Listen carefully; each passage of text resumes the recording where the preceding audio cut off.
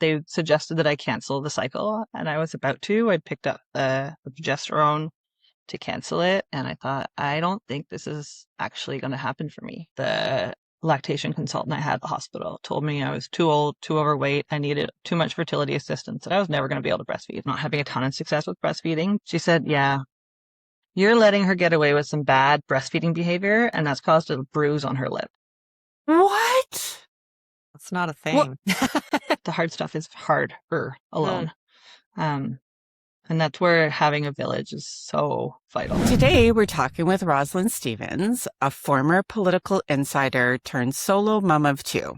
After realizing she didn't want to wait for the perfect partner to start a family, she chose motherhood on her own, navigating sperm donors, failed fertility attempts, and ultimately the joy of becoming a mom twice over. She's sharing the hard, awkward, beautiful parts of building a family by choice and the doulas who helped her through it all. Hi, Rosalyn.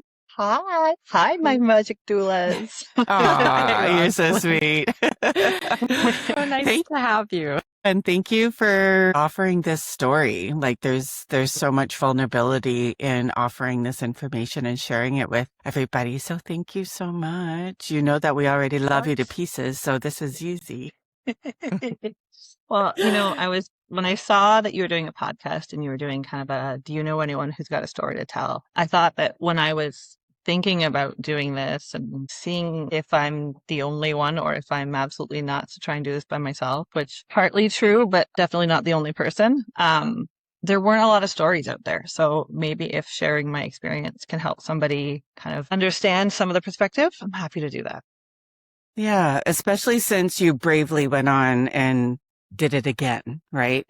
You know, I think the more common story of what I have heard is single moms by choice typically have one and then they're done, you know, just based on the logistics of getting outnumbered pretty much with a second kiddo, right?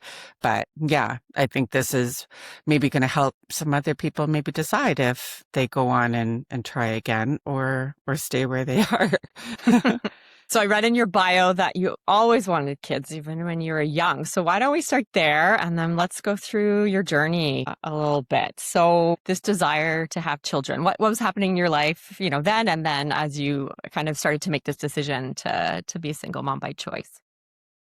Yeah, I can just remember it was a fact. I was going to have kids. It wasn't a question. I was going to be a mom. I have three siblings, one step sibling, and big family dynamics. It was loud, it was exciting, and I wanted something similar. And it just was a given. Of course, I thought at that point, at 21, I'd get married and have kids at 23.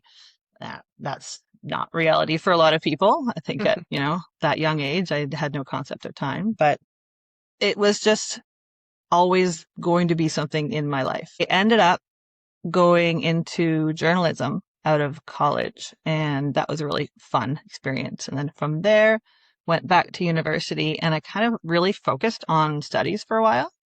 I went into political science. That launched me into my path in politics, and career-wise, it just kind of took off. And the personal life side sort of stalled. Relationships existed, but they never progressed to a point where I thought this is somebody I want to have a family with. And I got to a point where I thought that if you look at kind of the calendar of what you need to meet somebody, to date somebody long enough, and if that goes well, you don't have to go back to the beginning. So let's say it continues, and you progress to the next step, and maybe you end up getting married, and then you have kids. That's a lot of years that I wasn't willing to wait. So when I finished my master's degree, that was the next goal, was to have a baby. And how old were you then after your master's degree? Yeah. I think I was 34. So Okay. I had gone back to school at 27, and did my undergrad in a shorter time period than usual, and then did my master's. And I said, okay, by the time I'm 35, maybe I was 33. By the time I'm 35, I want a baby, because that's about how old my mom was when I was born. I thought we have a great relationship. I'm kind of in the sandwich generation now where I'm looking after her and my kids, but I thought it was reasonable to kind of make that goal. So then from there, what started to turn the wheels on moving then towards, having children at that point then? Well, after my master's, the next goal was to find sort of stable work. Okay. Um, and I bounced around a little bit in government, working for a member of parliament, and those people work their tails off for pennies. It's rewarding if you look at the big picture, but it's really hard work and hard to start a family that way. I moved into a minister's office, and incredibly, I was working for the Minister of Women and Gender Equality when we were talking about sort of expanding family leave and gender equality, gender pay equity, um, just even talking about national childcare. So it was a really cool time to be there when at the same time in my head, I'm thinking, okay, I think it's about time. I'm in a sort of stable income. I'm ready. I don't want to wait any longer. So is the next step like really going to the fertility clinic? Do you need a referral to get to the fertility clinic, deciding what clinic to work with? I know probably back when you were going through this for the first time, there was only one clinic to deal with in Ottawa. Is that right? Think so. Think so. So yeah, I had to go to the doctor and get a referral. They referred me the wrong way at first. They sent me in for egg freezing because they figured I was just going to wait. But when the clinic called, I said, no, no, I want to have a baby. So they adjusted that for me.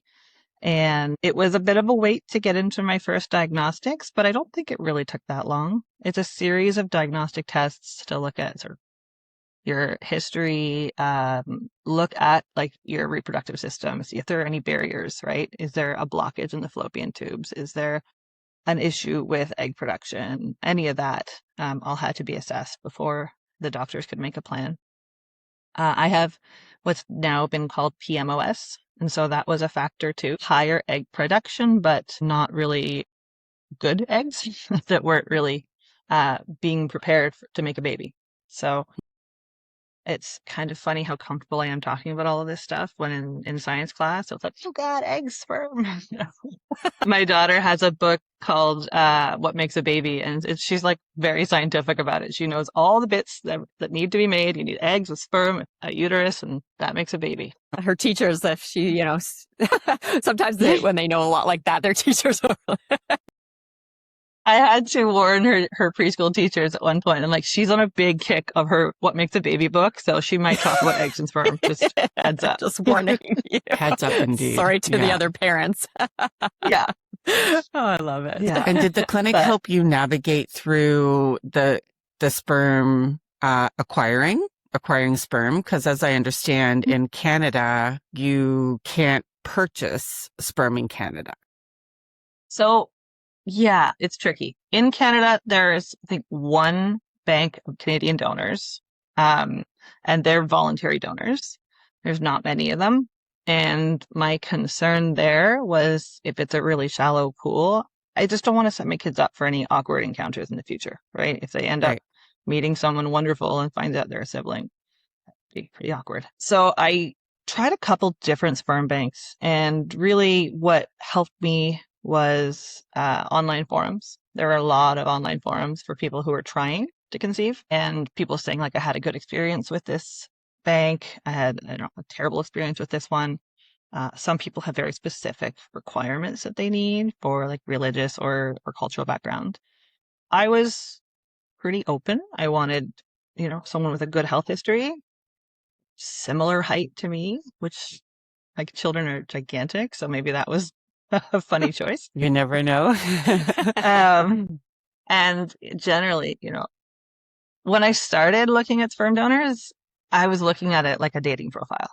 I thought, oh, I don't think I'd get along with this person. And that's just not the way you should look at it. I think I might someday meet this person, but right now, they're just the person who gave me the most incredible gift to build the family that I wanted.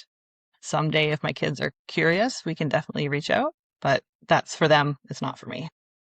And so this happened through the States, right? The sperm purchasing? Yeah, through the States. So it was funny. I was looking at the census recently, and they ask about like your children's background. And I thought, should I count them as having an American background because their sperm donor's American? And, there's so many ways to look at the different questions, but I consider myself their only parent, and they're Canadian kids. They're my kids, and away we go. So once you got the sperm, how do you get sperm actually? Like how does Or like how does mailed that to, do you get it mailed to you at the UPS or pretty sure something? Amazon's not going to send it Amazon. over. It's FedEx. No, no, it's they send it through. So I don't know what the shipping mechanism is, but they send cryo tanks to the clinic, and so it goes and it arrives at the clinic, and they have all the labs there, yeah, to take care of it, and they do multiple checks to make sure they're the right batch and the right number. I Right. went through a couple different donors. I wasn't super picky.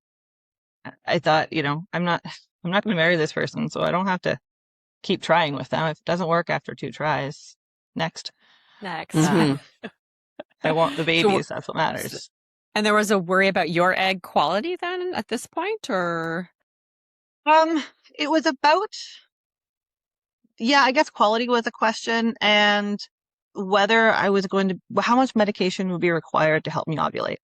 Because with PMOS, formerly known as PCOS, um, there is a higher kind of baseline of, can't think of the name of the hormone right now, but it's the one that kind of spikes when you're ovulating. And if you do an ovulation test, that's what indicates it. I could take an ovulation test at any time in my cycle and it'll say I'm ovulating because I have that high level. So they need to modify that with medications and lots of monitoring. I was in the clinic like every second day for blood work and ultrasounds, getting And up to that point. how was that balancing that with work? And like, were you sick? Were you in pain? What was that like for you? All the appointments, I was lucky because I, at that time, lived 5 minutes away from the clinic, so I could pop in on my way to work. They have early morning appointments for these things because most people are working. So it Hmm. was okay. There were some days where I was a little bit late, exhausting. I was a pincushion, maybe skipping ahead a little bit, but it took 6 tries to have my daughter. So I went through Wow, I this didn't know six that. times. So was Goodness. it IVF with your egg, or is it like the artificial insemination, IUI? So with IUI, for the first 5 tries, and then I finally came up on the IVF list, right when the world shut down for COVID. Gosh. So I Awesome. had to wait a few more months for that to open up again, and they did start me on IVF. But Mm. another great thing about PCOS, PMOS is that you don't respond to all the medications the same way. And in this case, for my daughter, only one egg was produced. Um, Mm. and they suggested that I cancel the cycle, and I was about to. I'd picked up the progesterone to cancel it, and I thought, I don't think this is actually going to happen for me. 6 tries and it's not working. Like, isn't that the definition of Were insanity? Did you have a number like you were gonna quit? Was this it? Like, was six it, or you don't know? Not really. I remember Mhm. talking to my sister about, she said that you've spent the equivalent of a down payment on a house on sperm. And that was a little bit shocking to hear it put that way. But at the same time, like the price didn't matter. I know it matters. Cost is a huge factor in fertility and in creating a family. But at the same time, anyone who has been through it or is going through it, like you find a way because the ultimate goal is what you want. So I didn't have a cutoff, but I was getting closer to the end. Um, I drove over to a friend's house that day. I was going to take the medication at her house and drink a bottle of wine. Um, and by the time I got there, I had said, no, no, I'm actually going to try it. Let's convert it to IUI and see what happens. And I had to hurry back to the clinic to pick up my trigger shot. They were Yeah. closed and I had to sort of scoot back and get in, and where they had to swipe the credit card because the machines were all shut down. It was very Oh, dramatic. oh goodness. And that made my daughter. That's why I call her my miracle. That's That is so incredible. beautiful. Yeah. I My had goodness. written, for this last cycle, I had written hope with a line, fear on my mirror. And it's just hope over Mm, fear. Let's just keep trying. And yeah, it worked. What was it like? What were you like inspiring. emotionally, both before, like during those tries, and then that that over to hope. Yes. So It was a like, disaster. were you seeing a therapist, or like, I can't imagine the hope Mm. and like the hope and like disappointment wave that you must have been riding. Yeah, there was a really great therapist at the clinic. They still have some incredible ones now. The one I saw has moved away, but I did talk to her a lot, and I cried a lot at work. Lots of times, a colleague and I would end up running into a private office just so I could let all the tears out because Good for you. you're carrying so much, and it's really a private thing. Um, but I'm all alone in it, and I didn't really have anyone else to talk to. So I had to tell anyone who would listen that this was going on. I had some incredible friends that I worked with who were there to support me. Um, I saw other people getting pregnant, and it hit me like a knife. You know, people all around me getting pregnant, and I couldn't do it. After the You seem first to see it failed even try, more. You see it way more when it seems to And you be flooding in desperately front want of it. you, you know? Mhm. yeah.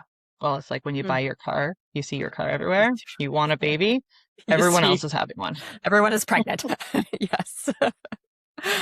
Oh, and I mean, I'm grateful you did. A lot of people are trying, fertility or not, and don't tell anyone, right? Or having morning sickness, and right. So a lot of us are walking around people who we have no idea. They're showing up at meetings. Meanwhile, right? They've gone for Going shots, through or all they of they this. had a loss, and we're just kind of have to carry on with life. So I'm glad. I mean, I'm glad you did tell people. I think that. I mean, and it's not for everyone, but I imagine that was at least helpful. You could kind of like not go to a meeting if if you didn't feel like it, I guess, or kind of work around it. Yeah. So yeah. Yeah, no, it was good. It's funny that the ways that I snuck it into my life too.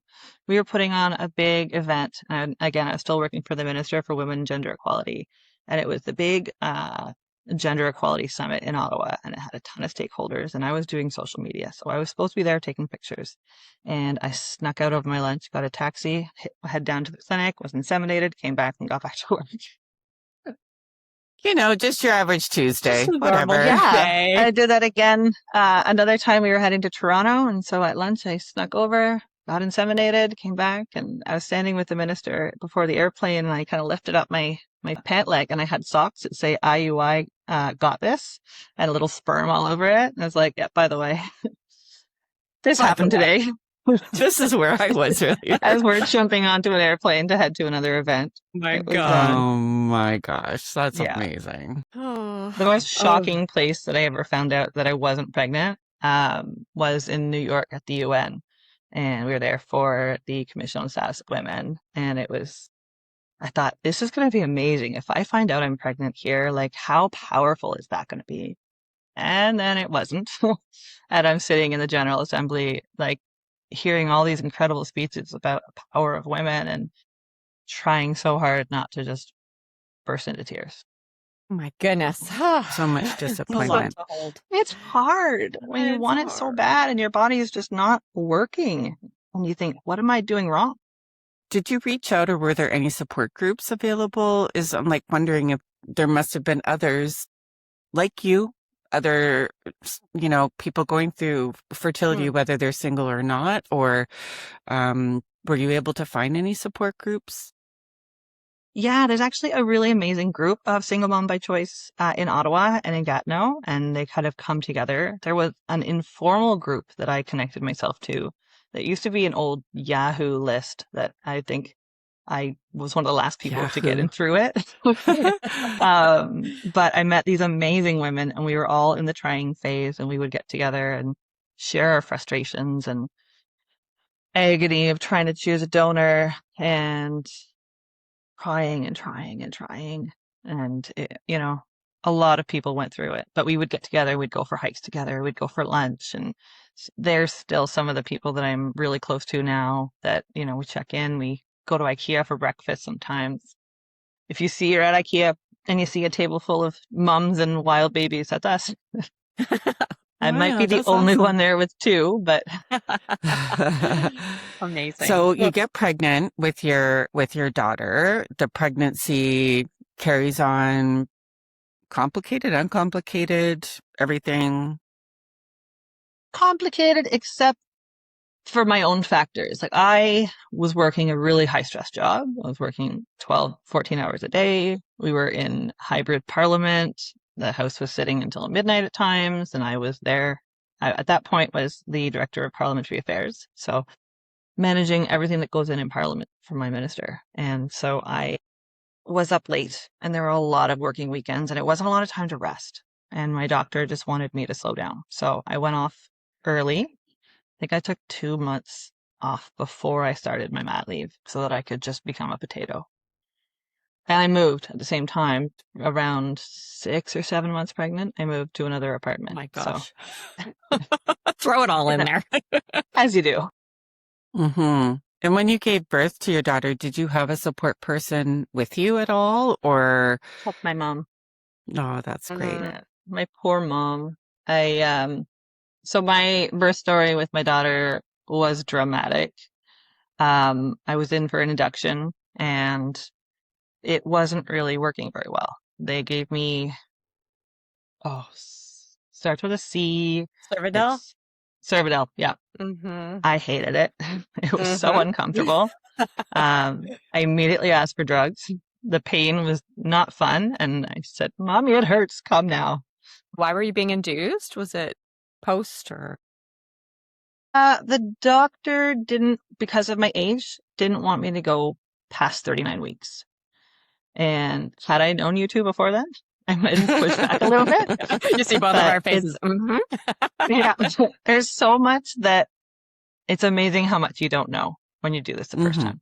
And you For don't know sure. the questions to ask. And yeah, You it just was do what you're wild. told. I mean, yeah, they're the Yeah, they're the expert. experts, right? And if it's presented as not an option, then you do it. That's what it's going And to be. how old were you Mhm. when you finally went into labor with your daughter? Since it took you 6 tries, like what was that timeline like? I think I was 35 for another month or so. So I hit the You goal just just you got in barely. there. Yeah.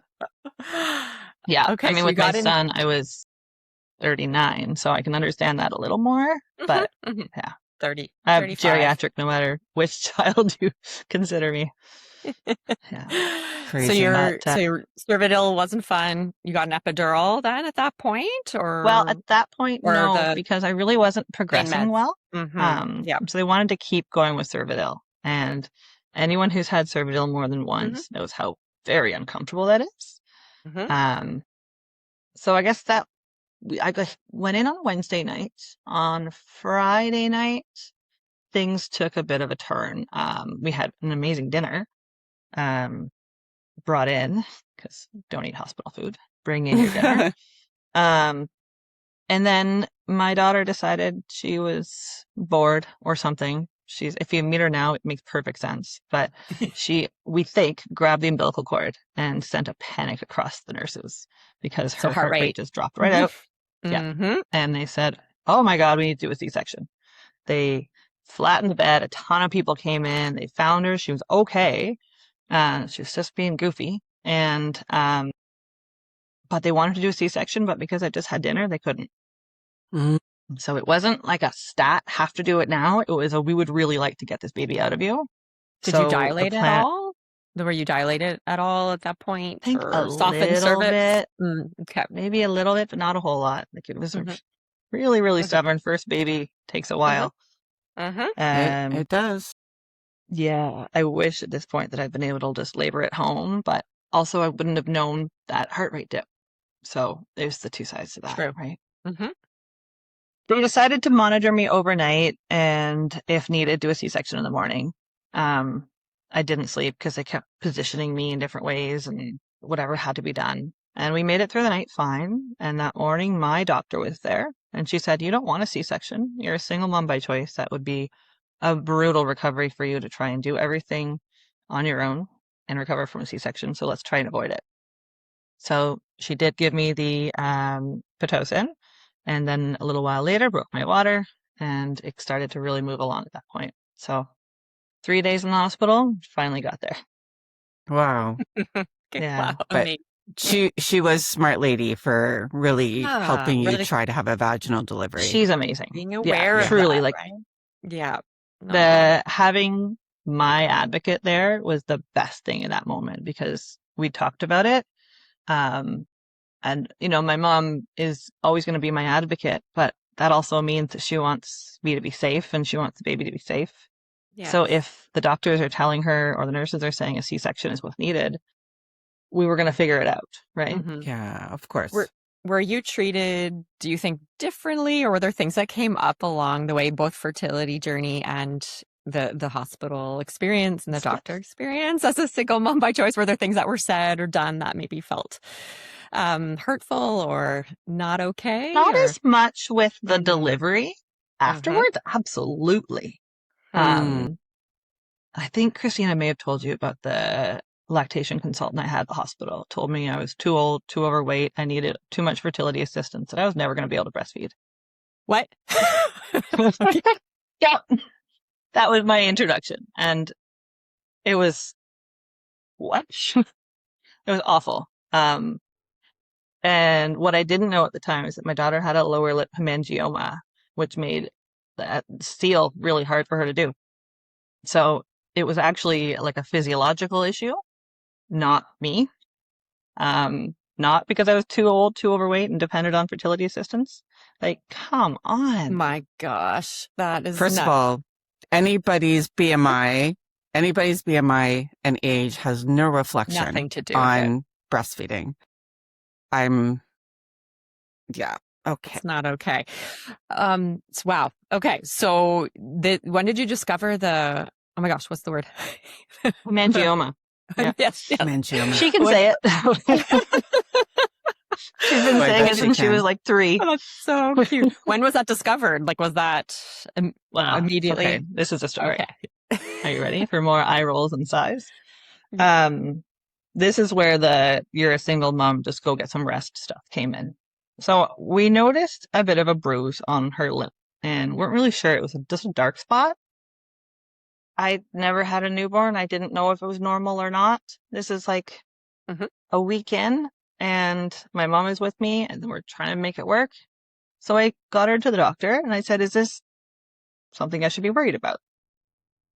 And I'm told, how are you feeding her? I said, well, I'm trying to breastfeed and, nurse giving her a bottle where I need to, supplementing.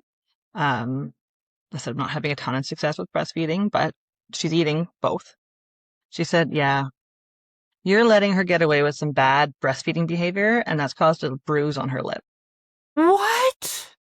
That's not a What? thing. That, bad breastfeeding behavior. Wow. Is this a Okay. family Mhm. doctor? Yeah. Okay. Yeah.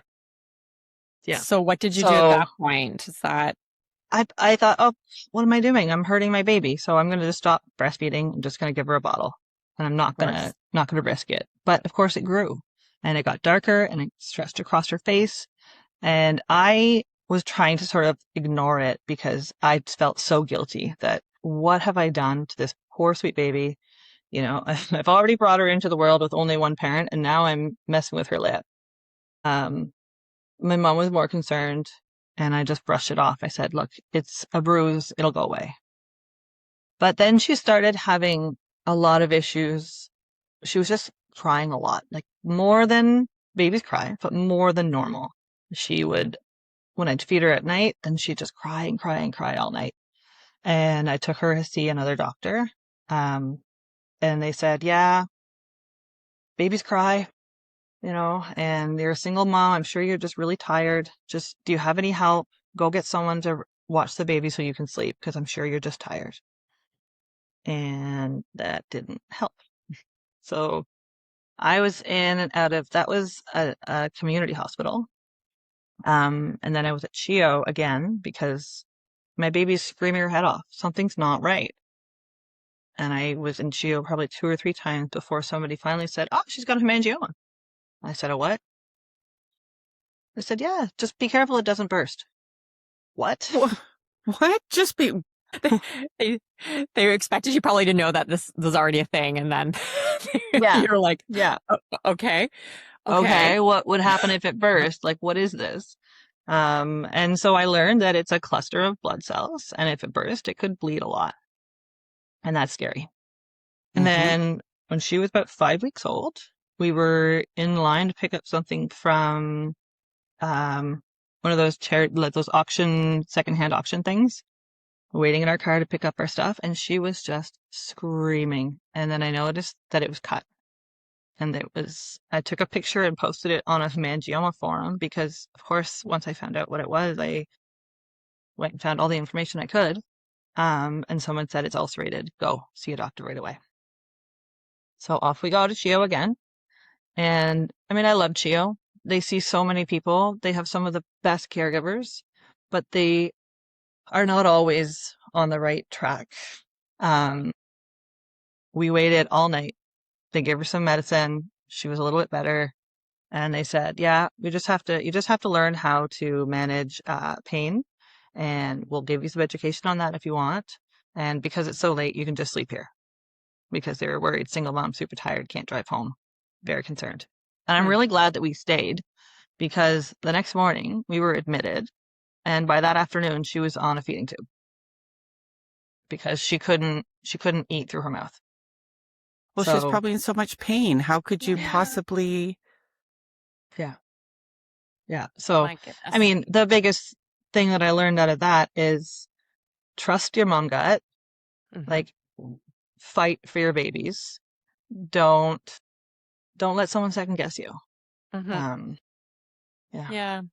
Like even, I mean, as a new mom, like, right, we don't know. And so we're relying on others to tell us what to do. So, Absolutely.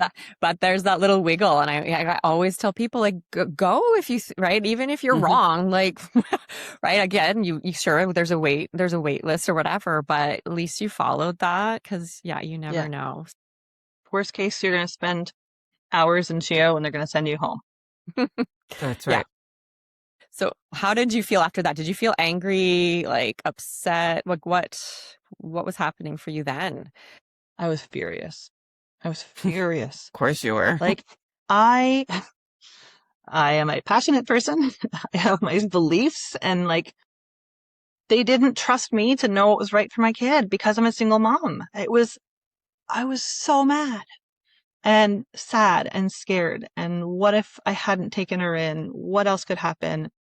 I got into it with a nurse there who insisted on giving her a soother. And I was like, guys, she's on a feeding tube because she can't eat through her mouth. Don't give her a freaking soother. That's going to hurt her mouth, sucking on that. Yeah. So I had to get a note put above her bed to say, do not give her a soother. Consult mom if ever you think that's a good idea. And I became her warrior. I sat up every night. Well, so the day after she was on a feeding tube was my birthday. And one of my oldest friends came to the hospital with what I thought was going to be like a little piece of cake. It was a giant cake that I kept on the floor fridge. And so I'd get myself a slice of cake. I did connect with some lactation consultants there who said that what I was told was garbage and they were going to help me. Okay. Beautiful. So I was sitting up at night, eating my cake, pumping, and making my list of questions for the doctors when they came to round in the morning. It was something. So had you been pumping this whole time then from birth, like once you switched to bottle in the early days, or? A little bit.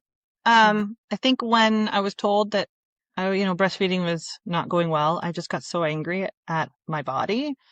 And the pump was like taunting me because I'm barely getting anything out of it. And I just said, no, I want to throw this thing off the balcony.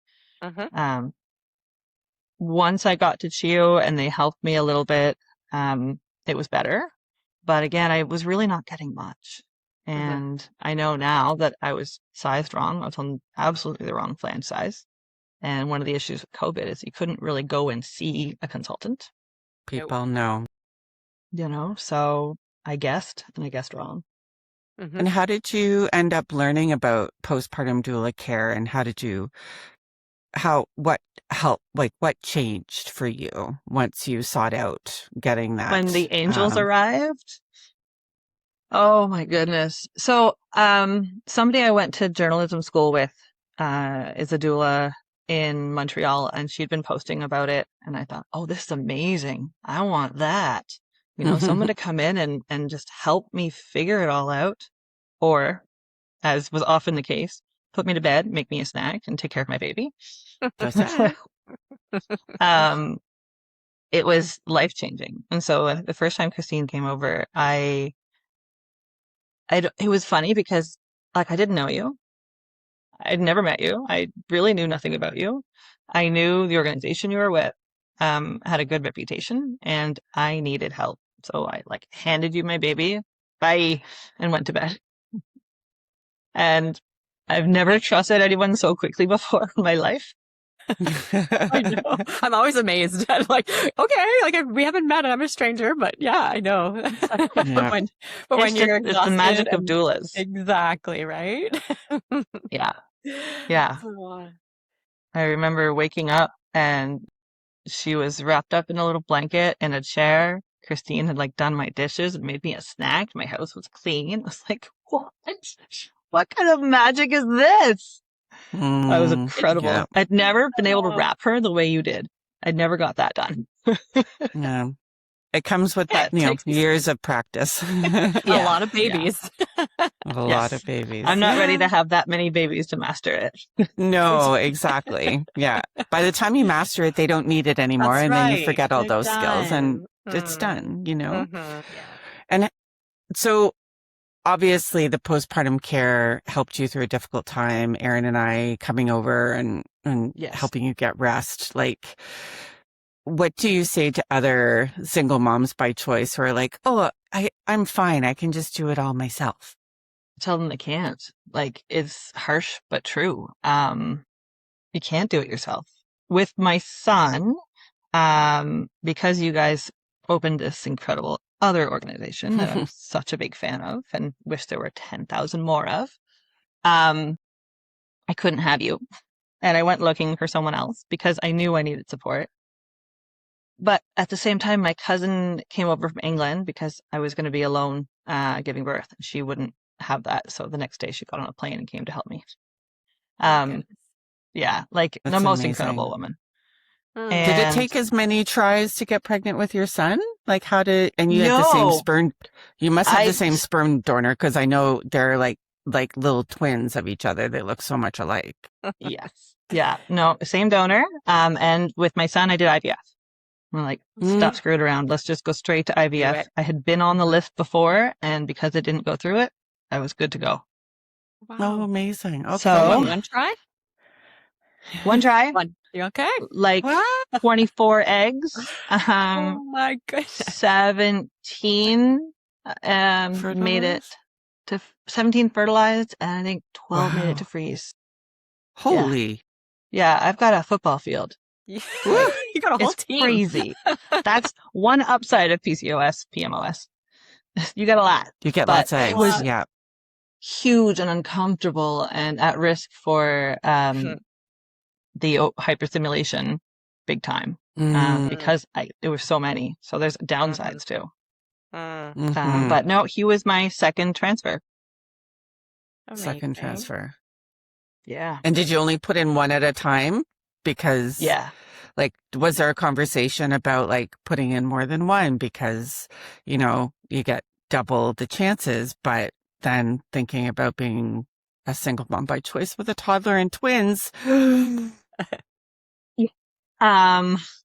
I thought about it because I was like, I don't want to go through this so many more times. I'm sick of the drugs. I'm sick of the way it makes me feel. They obviously increased the drugs and done a different try for this one because I've got so many Right. more eggs. Mm. And it was uncomfortable. I just started a new job. I thought, okay, let's just do two. But I'm glad I talked myself out of that because it wasn't really Mhm. something that they suggested or didn't. It was my choice. But yeah, the idea of a toddler, she turned 3 right before he was born, and twins, I would have lost it. I would, Mhm. Well, that would have I been a don't know how lot. anyone does twins, Yeah. honestly. But was there always going to be an attempt at a second baby? Like, Yeah. what was part of that decision? Something that one of my counselors first told me, the therapist at the clinic told me, I was really concerned about identity for my daughter.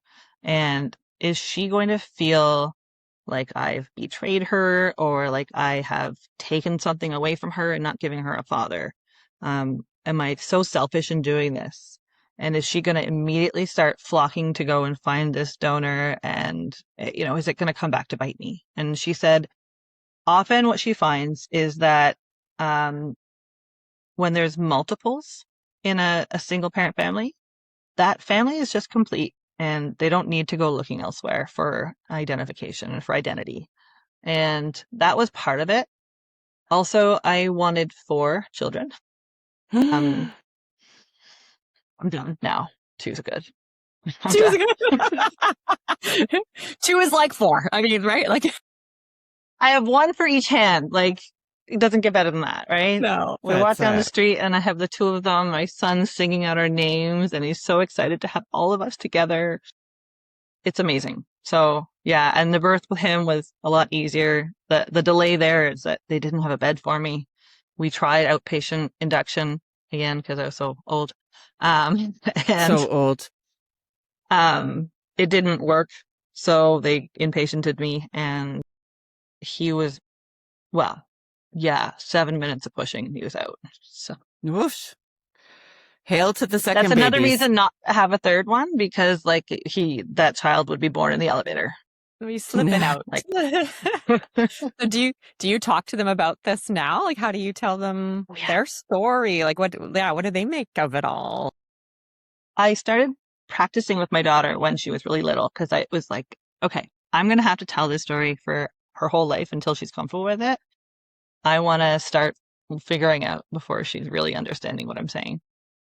And I told her that I really, really wanted a baby and that there was nobody around who I thought was good enough to be the dad.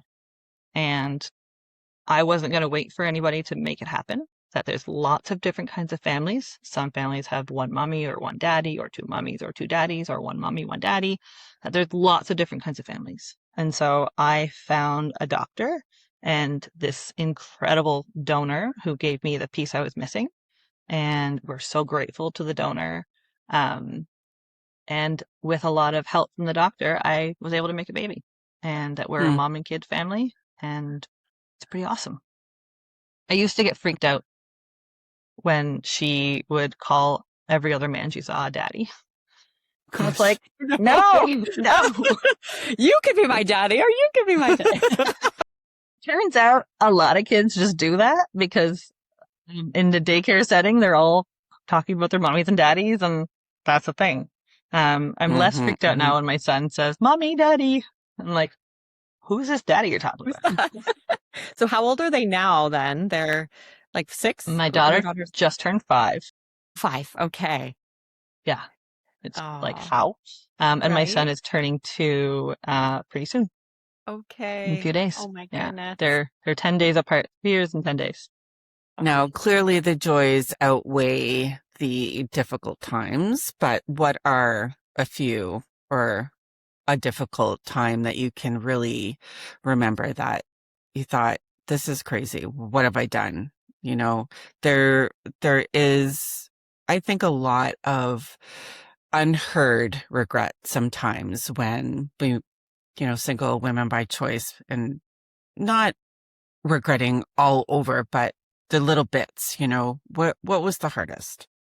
The transition from 1 to 2 was really hard. And you have the high needs of a newborn, with a toddler whose whole life has been turned upside down because there's somebody else there who is stealing mommy. Bedtimes for the first few months were awful. I had new neighbors move in downstairs and I took them coffee and some fruit and cake. And I said, I'm so sorry. This isn't going to be forever, but for a little while, you're going to hear a toddler banging on the door and screaming. Get some earplugs. Yeah, right? Yeah. And luckily I had my cousin here who could stay with the baby while I dealt with bedtime fights. It was really hard for a while, but we got into a rhythm and, it evened out. And I look at where I was at that moment thinking, what have I done? I don't have the one-on-one time with my daughter anymore. Like, it's really hard to get that because we were just the dynamic duo and would do everything together, go anywhere. And just, it was incredible. But now that I see the 2 of them together, it's so worth It's the worth it. screaming bedtime routines.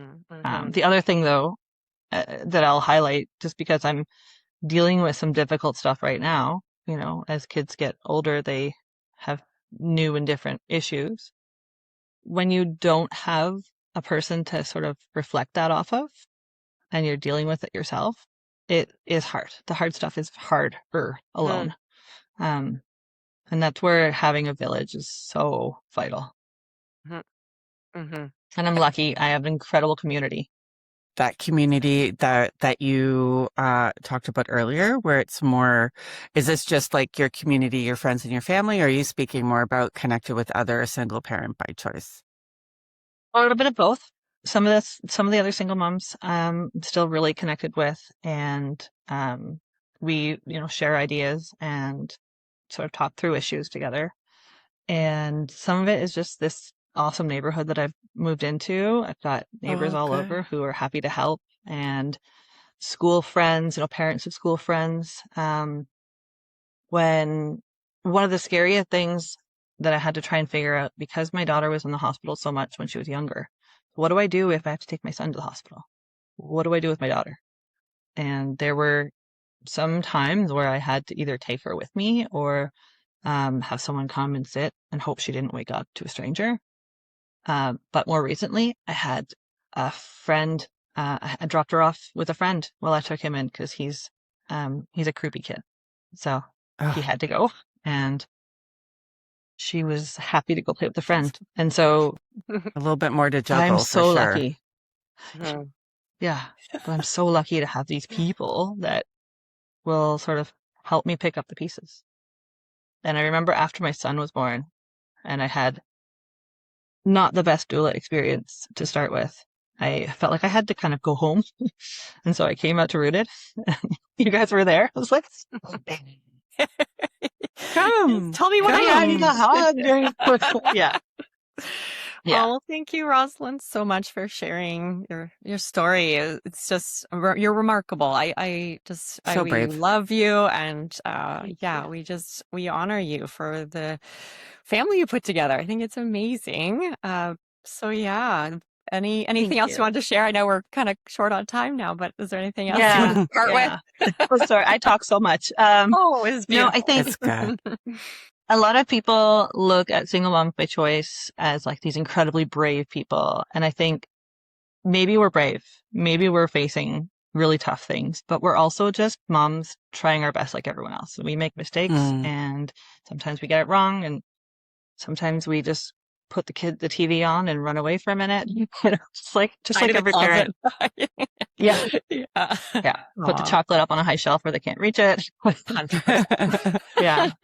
But there's nothing to stop you if you want family. There's nothing stopping you from trying. And there's so many different ways to create a family. There You know? really is. That's Yeah. amazing.